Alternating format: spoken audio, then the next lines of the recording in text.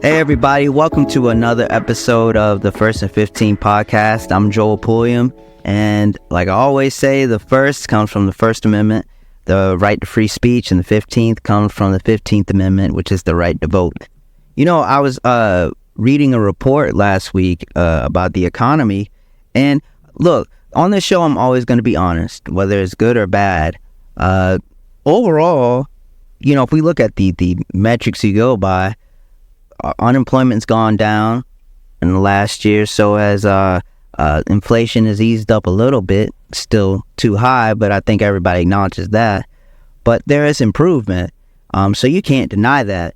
But on the flip side, you know, with the honesty thing, black unemployment has gone up the last 2 months, and I believe in the last month, 90%, if I'm not mistaken, according to Bloomberg, 90% of all lost jobs were from black people.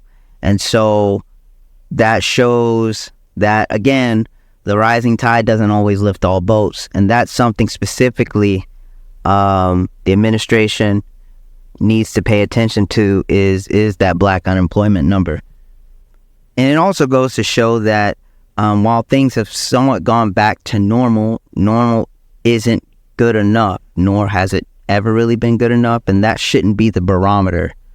You know, that shouldn't be the metric we use of, okay, can we get back to normal? That because normal wasn't good for everybody, especially those from marginalized communities, black workers and Latino workers and the disabled, because beneath the hood and on the ground level, workers are still struggling. And it's not just because of a particular administration. It's because they've always struggled throughout America. I mean, well, I'm not even going to count slavery because that's at a whole another arena by itself. But since slavery, workers, especially black ones, they haven't benefited at all.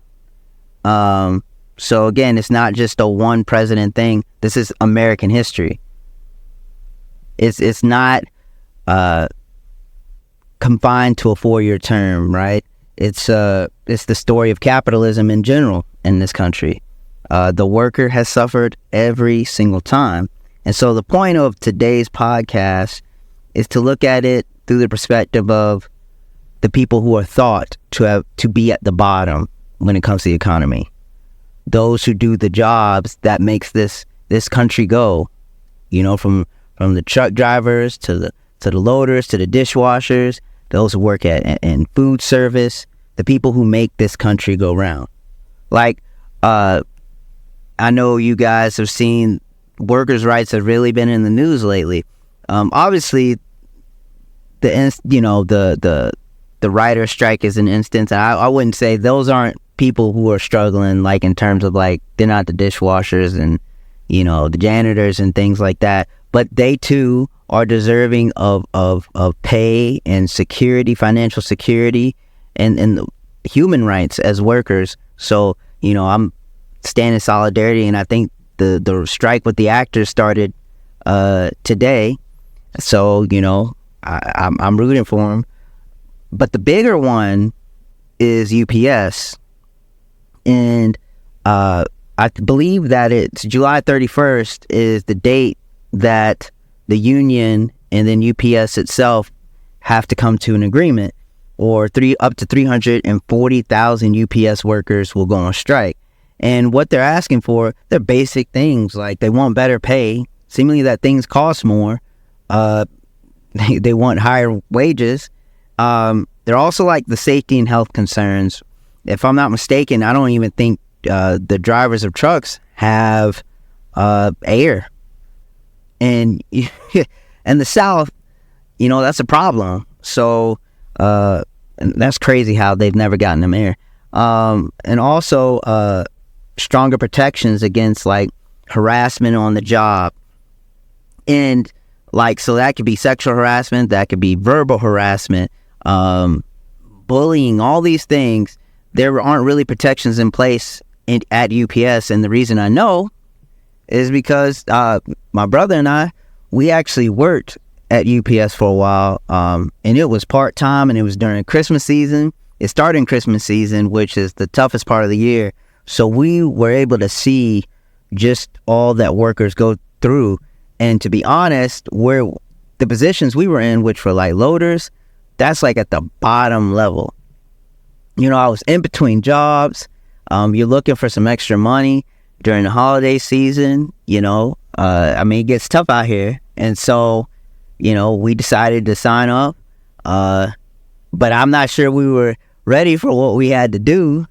And so I do want to shine a light on all that goes on and how workers are treated very poorly. It started out like, I think my first day, I had to go up there at midnight. And I worked the first day. My brother started the next day. So I worked there from midnight till around 10 a.m. And that's some of the toughest work you can do.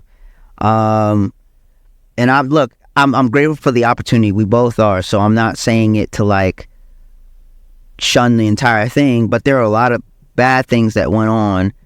And what's funny is that, I talked to my mom about a lot of stuff, and, she was like, sometimes you go through things just to see a perspective and that you can shine light on things like this. So hopefully we can speak up for people who are still there, who are doing the much needed work that again, if there are no loaders, there are no trucks. And if there are no truck drivers, you're not getting your packages. Like I said, I will wake up, and here's the crazy part. It wouldn't be a set time. This is the terrible thing about the part-time thing at UPS. They would literally have you, and I'm pretty sure if you worked full-time as a preloader, it's the same thing. We would get there at midnight, but the next day it'd be 1:30. Or the next day you come at 12:45 in the morning. Next day, hey, don't come till 4. And basically the reason they did that, they said, was because they didn't know the amount of packages they would get in and day out, which is crazy. You still don't want people having to wake up 3 hours before and then 3 hours later the next day. And I'm going to tell you, to be honest with you, there would be days we would get there early. And even if you get there early and there are other people there, they'll send you home. You don't get paid. You drove, so we would drive like 15 minutes, 20 minutes, and you would drive up there, waste your gas, and then they send you back home. And it's just that instability. No worker should have to go through that. I'm sorry. To where you don't know if your hours are getting cut. It was the worst to not know, like, oh, are you going to work this week, or you going to work these days or not? You show up and no one else shows up. And it was just, set hours should be like a human right for people who work, seriously, because you just can't function or plan your day around it. I remember also we wouldn't even get breaks. So like, like you would have like maybe a break, a 10-15 minute break. Hey, everybody go outside, or, I don't smoke, but, like a smoking break, or like, hey, you can go eat. It was none of that. Like, you can ask to go to the bathroom, sure, but you would stand on your feet for like 8 hours every day, and again, I think every worker should have the ability to take a break at work. I ain't saying like we gotta just, party or something, but standing and doing hard work like that, because we were lifting boxes. So basically the boxes would come down, they'd be stacked up. These were like 25-pound boxes, 10-pound, some 50-pound. I remember one time, like my brother, he had to lift toilets, like a metal door. I think one time he said like 90 boxes of paper that blocked up the whole system. And, I can speak for myself and both of us, the tires, we would have to like lift 6 tires at a time. And all this stuff is without dollies. Right? Like when you move from your house, you get a dolly. Like you go to U-Haul, they're going to give you a dolly. Wouldn't even allow us to get dollies. So we're lifting stuff sometimes without gloves. I smashed my finger, twisted my ankle. What's funny is that what really led me to leave was that I'd actually pinched a nerve in my shoulder. And so I couldn't come back, and so they let me go. My brother actually got fired because I had hurt my knee and I couldn't drive the car, and it's my car. And so, I was just going to go the next day. Well, they texted my brother, didn't call him, texted him and said, hey, we're not going to move you any further. So that's how they treat you if you're part-time. The worst part, at least the part that hit me the hardest, is just how workers were treated and how the system is, right? You realized that a lot of the people who were given the lowest job, they were immigrants who didn't know, they weren't fluent in English. A lot of people there are people with intellectual disabilities, and not saying that the system takes advantage, right? They can keep them in that position because they know that for a lot of these people, they won't complain. They won't cause an uprising. They won't, go and file a suit or, for how they're treated.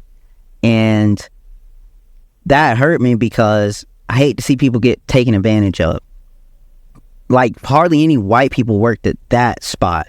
It was either black or Latino, or I saw a few Asian people and people with intellectual disabilities, people who, there are some people who had drug problems, and it's like, it feels like a vicious cycle. Hey, you're going to stay in this position. And they would talk to people any type of way, yell at them, be like, hey, wouldn't even look at you, and snap at you to go over there. Look, again, I talked about it. I try to be nonviolent with people, or, get upset, but I don't like people. You're just not going to talk to me any type of way. I didn't like even that. And to do that to people that won't come back at you, there's just something wrong with that. And we're not even get to the pay. I think at first we got paid, I want to say, Blake, what did we get paid? I think for the Christmas season, we got paid like $24 plus time and a half. And I think it was like for 5 hours. And then after that, the time and a half. But, again, we didn't always work 5 hours. Like a lot of days, it was 7-8 hours. Sometimes they cut it to 4 hours if it wasn't a lot of people, or they send you home. So it wasn't like but it was like, okay, this is suitable. Now, once the Christmas season is over at the beginning of January, it goes back to $18, and the hours get cut. So it's $18 an hour, and you at max working 5 hours a day. And here's the crazy part. For the 5 hours, they're fitting in the same amount of packages just about what they were doing when they were giving you like 7-8 hours, right? So they're I'm going to pay you less, so I'm going to give you more work in a shorter span of time. That's wrong, right? And you doing it to people that don't have other options. And I think there's something sick about that. And a year before, I think my brother told me that like they had brought it down after Christmas season to $15 an hour. And so they went on strike. And think about that. $15 an hour. Do you think that's a livable wage, $15 an hour, if we're being honest? Like, as a listener, like, think in your mind, what do you think is a livable wage? Do you think it's $12 an hour? Do you think it's $13? Do you think it's $15? Do you think it's $18? How about $20? Actually, according to MIT, the livable wage, like when you take into account like geography and the cost of food and childcare and housing and healthcare in different states, it's $25.02 an hour. And that's the bare minimum to have a living wage. That means you can live a comfortable life and not have to worry about being on the streets. You don't have to worry about transportation. A little over $25 an hour. And that blows my mind because guess what the minimum wage is in this country? It's $7.25 an hour, right? We have not changed that in years. And actually in 2021, we tried to pass like a $15 minimum wage, and that didn't get through because obviously you had a Republican Party. They're anti-worker human rights, and so they weren't ever going to vote for, raising minimum wage. But you had disappointingly, 8 Democratic senators who weren't going to vote for a hike in the minimum wage, and that's cowardly and disappointing. And you also had the filibuster, right? The 60 vote threshold needed to pass things. And the filibuster, I've talked about it before.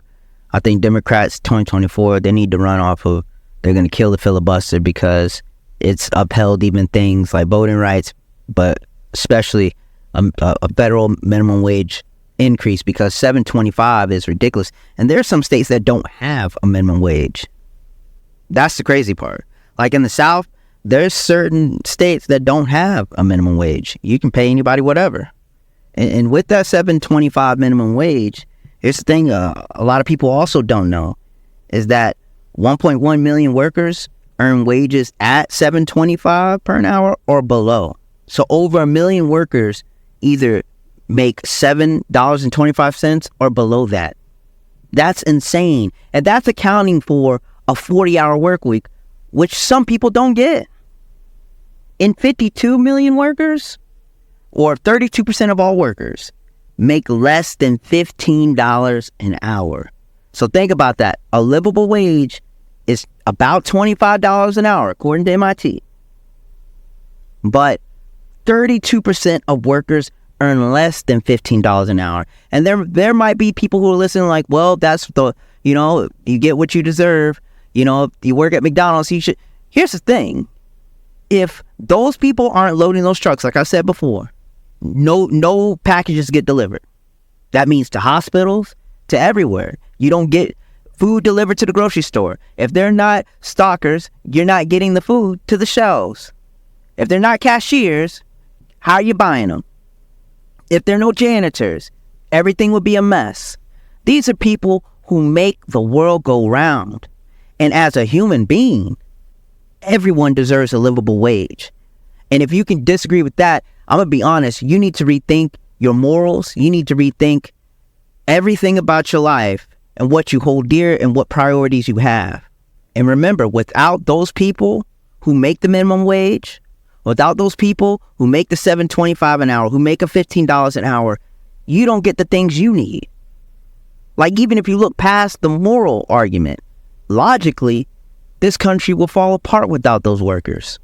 And so, while I was frustrated on the job and frustrated with the things I saw and how I was treated, I'm thankful in the sense of that it gives you an insight into what people are going through, and that people are really struggling out here. And like I said, while the economy on the outside, on the metrics outside, like on the surface, it's getting better, the status quo in general is not good for people, and especially black people.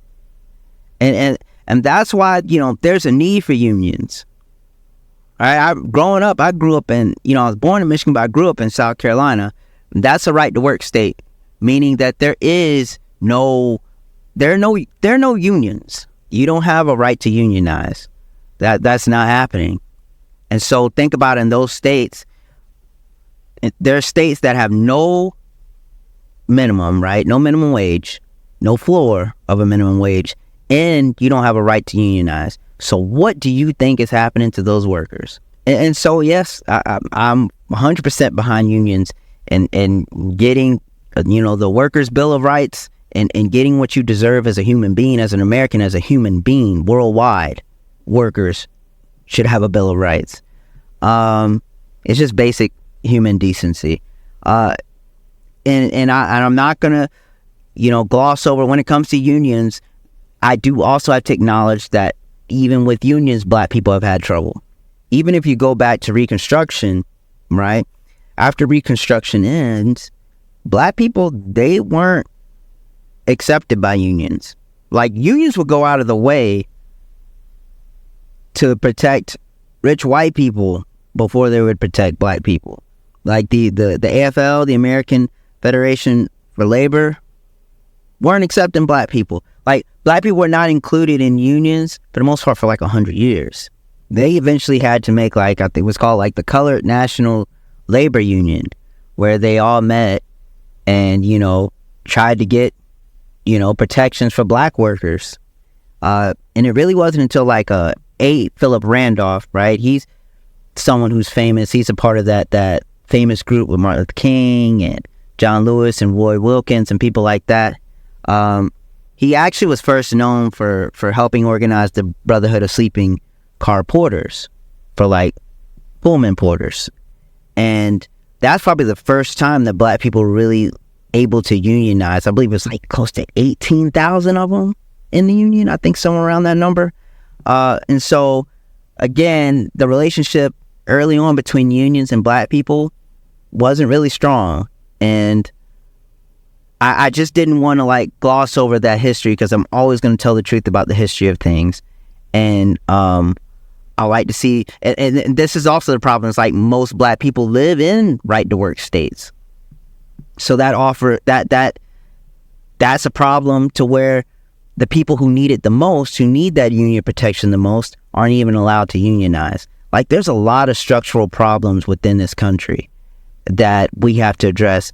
And I just hope with the podcast that the listener looks through the lens, through the eyes of someone who has to work at these jobs that others might find lower level or beneath them. First of all, there's no job beneath anyone. In every job, you deserve, your rights as a human being. You deserve respect. And so I hope that I just feel like if we just all look through the eyes of other people and marginalized people and those who are downtrodden, this world could be a better place. And I know it sounds cliche, but it really is true. And so, like, going back to my experience with UPS, it showed how vicious the cycle is that you'll work and be exhausted, and so exhausted that you can't even enjoy life, and you go back to work at like 1 a.m. and the cycle continues over and over. You don't even get time to break free of the cycle, right? The only way for you to advance in life is to advance through UPS, and I'm not sure that's everybody's dream or goal. Like, you're so tired you can't even enjoy your family. You're so drained you can't enjoy life, and you don't get paid enough to where now you can't even breathe air. You're always treading water. You're always like, okay, what are my bills? Do I even have enough to do this, to do that today? And no human should ever live like that. And there'll be people like, oh, well, I don't believe in communism, whatever. I'm not saying anything like that. I'm saying I just want everyone to be able to live a full life. Like, think of this. The people who help feed millions of people, they're struggling to eat.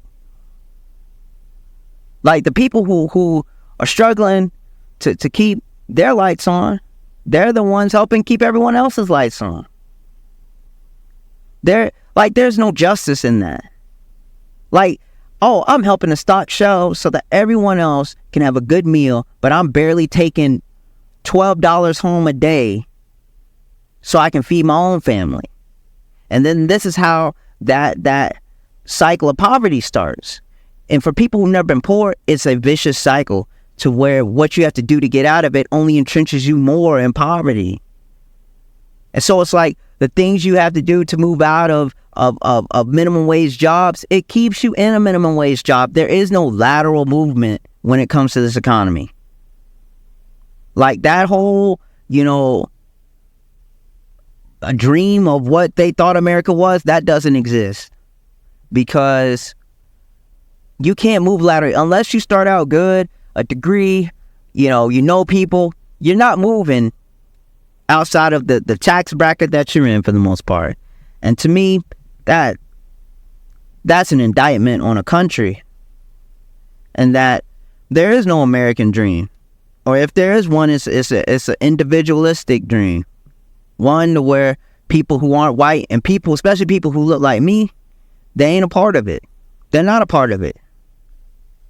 And we need, it also goes to what I always thought, is that in these movements, or, when we're fighting for people, you need more people who have this real life experience. Because I think sometimes in politics, or even in the nonprofit sector, we have people who are at the top or who make decisions who've never had to worry about bills. They never had to worry about what they're going to eat. They never had to worry about where they're going to live. They never had to worry about if their car is going to get repossessed. They've never had to worry a day in their lives. If you don't have that real life experience, how do you even know how to fight for somebody? You don't have that sense of urgency because you've never had to have it. And so hopefully with this podcast, we can highlight the experiences of people who are downtrodden in the society, those who are marginalized, those who are offcast, those who aren't listened to. That's the main point. And workers, especially minimum wage, low wage workers, are some of the most overlooked people in society. And so hopefully with this podcast, it gives you a new perspective. And it gives you something else to think about when it comes to voting, when it comes to your politics, about workers' rights and the rights of marginalized people. Because the food you're eating today was brought to you by those very same people. Your house was probably built by those same people who don't get paid very often or very much. So it's just something to think about. And, you know, it's something to always be maladjusted, which is the word of the day. Maladjusted just means that you're never going to normalize something. Dr. King talks about it. It is always going to bother you. So the way workers are treated, especially low-wage workers, we should always be maladjusted about it in any injustice around this country. And policy will be important when it comes to solving this. I believe in raising the minimum wage. And that's something in 2024 we really need to push. That every worker should be assured. If a livable wage is $25, $15, come on, y'all. That's nothing compared to that. And we can't even get that. That needs to be something we specifically push for in next year's elections. We need a workers' bill of rights. We need, every state needs to be able to unionize. But that federal minimum wage would, not only would it help people at the bottom, it would help the economy, just in general. Like, even if you wanted to set it morally aside, like, morally it's the right thing to do, but it's just more people to buy stuff. If you just want to go from, like, a strictly logical point. So, remember that minimum wage bill? It might even be on, because some states have actual referendums during an election where you can vote directly in your state on it. So be on the lookout for that. But I also want to say this, the same empathy that we give to the actors and writers that are on strike right now, and rightfully so, because it's a just cause, we need to give that and even more to the paycheck to paycheck workers who work those minimum wage jobs, who are working for $12, $7 an hour. We need to give that same support. Even for those who aren't unionized, we need to give them the same support nationwide and worldwide. And with that being said, I want to thank you for listening. And please subscribe if you can. We're just trying to reach as many people as possible. I'm not a podcast guy, but this is one of the avenues I can use to reach people and to help amplify voices. And just remember this one thing, that there's nothing wrong with being upset, because passion only means one thing, that you're still alive. God bless.